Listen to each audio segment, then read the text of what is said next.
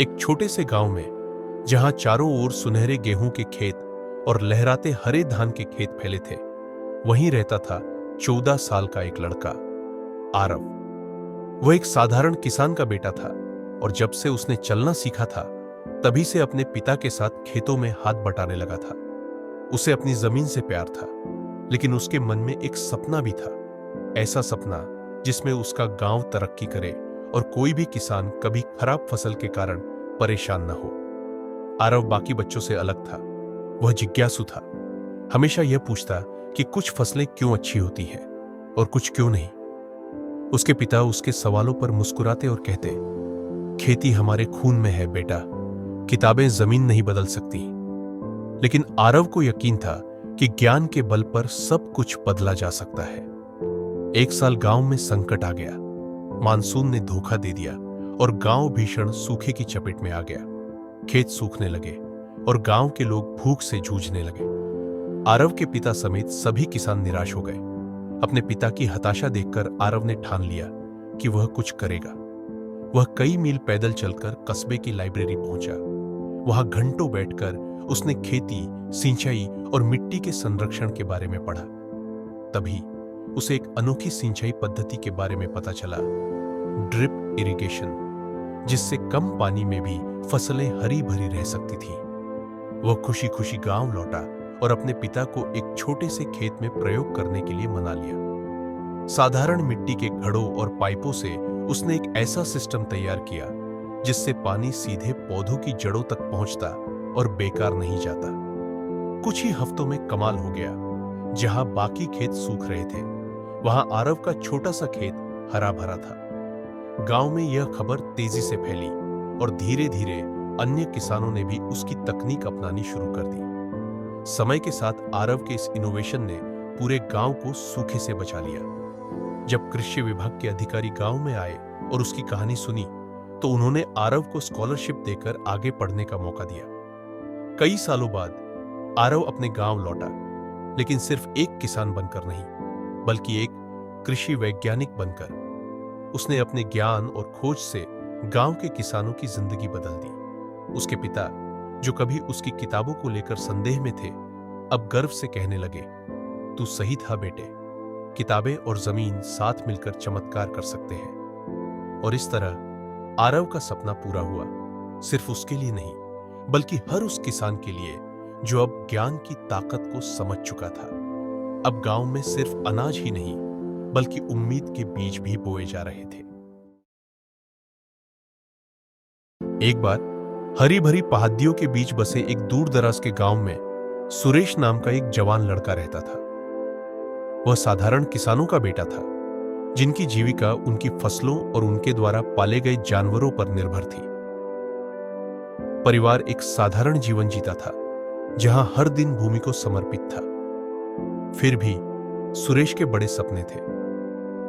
बचपन में भी वह क्षितिज के पार देखता था, खेतों से परे जीवन की कल्पना करता था।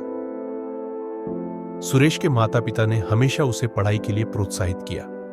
वे शिक्षा के महत्व को समझते थे और सुनिश्चित करते थे कि उसके पास किताबें हों, भले ही उनके पास बहुत कम पैसा हो। सीमित संसाधनों के बावजूद सुरेश दृढ़ निश्चयी था।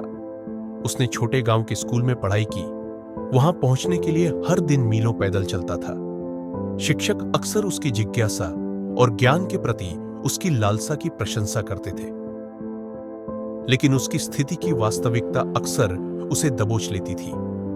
अपना गांव अलग थलग था और अवसर दूर लग रहे थे। जब सुरेश ने स्कूल की पढ़ाई पूरी की, तो उसे एक कठिन निर्णय का सामना करना पड़ा। उसके माता पिता चाहते थे कि वह गांव में रहे, लेकिन सुरेश जानता था कि गांव में रहने से उसे वह जीवन नहीं मिलेगा जिसका उसने सपना देखा था। 18 साल की उम्र में सिर्फ अपनी किताबें, एक छोटा सा बैग और सफल होने की अटूट इच्छा शक्ति लेकर सुरेश अपने गांव से शहर की ओर निकल पड़ा। शहर विशाल था, चारों ओर शोरगुल, भागदौड़ और चकाचौंध, गांव की शांति से बिल्कुल उलट। शुरुआत में सुरेश को काफी मुश्किलें झेलनी पड़ी।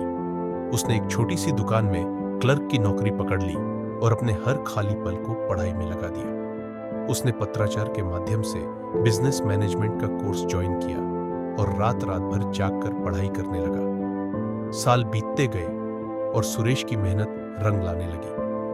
वह धीरे धीरे कंपनी में आगे बढ़ता गया। उसकी ईमानदारी और लगन ने उसे एक भरोसेमंद कर्मचारी बना दिया। अब उसके पास पहले से ज्यादा पैसा था, लेकिन उसने कभी अपनी जड़ों को नहीं भुलाया। वह अपने माता पिता को पैसे भेजता और जब भी संभव होता गांव लौटता। लेकिन उसके दिल में एक और सपना था, अपने गांव को आगे बढ़ाने का। आखिरकार सुरेश ने एक बड़ा फैसला लिया। वह अब किसान के रूप में नहीं, बल्कि एक व्यवसायी के रूप में अपने गांव लौटा। उसने एक छोटा सा एग्रीकल्चरल बिजनेस शुरू किया, जिससे गांव के किसानों को अपनी उपज बेहतर तकनीकों से उगाने और सीधे शहर के बाजारों तक बेचने का मौका मिला। उसने ड्रिप इरिगेशन, फसल चक्र, क्रॉप रोटेशन जैसी आधुनिक तकनीकों को अपनाकर उत्पादन बढ़ाने में मदद की। धीरे धीरे उसका व्यवसाय बढ़ा और उसने गांव के लोगों के लिए रोजगार के नए अवसर पैदा किए। अब गांव के लोग उचित मजदूरी और प्रशिक्षण मामले पाने लगे। लेकिन सुरेश यहां नहीं रुका।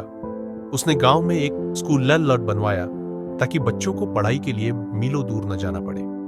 उसने डॉक्टरों की नियमित विजिटर्न का इंतजाम किया, जिससे गांव के लोगों को स्वास्थ्य सेवाएं मिलने लगी। धीरे धीरे गांव तरक्की करने लगा। लोग अब सिर्फ खेती तक सीमित नहीं थे, बल्कि नए सपने देखने लगे। कुछ सालों बाद सुरेश सिर्फ एक गांव का लड़का नहीं रहा, उम्मीद और संघर्ष का प्रतीक बन गया। उसकी कहानी दूर दूर तक फैल गई और उसने अनगिनत लोगों को प्रेरित किया कि मेहनत, समर्पण और करुणा के साथ कोई भी अपनी तकदीर बदल सकता है। इस तरह वह लड़का जो कभी एक बेहतर जीवन का सपना देखता था, एक ऐसा व्यक्ति बन गया जिसने न सिर्फ अपनी किस्मत बदली, बल्कि अपने पूरे गांव का भविष्य संवार दिया।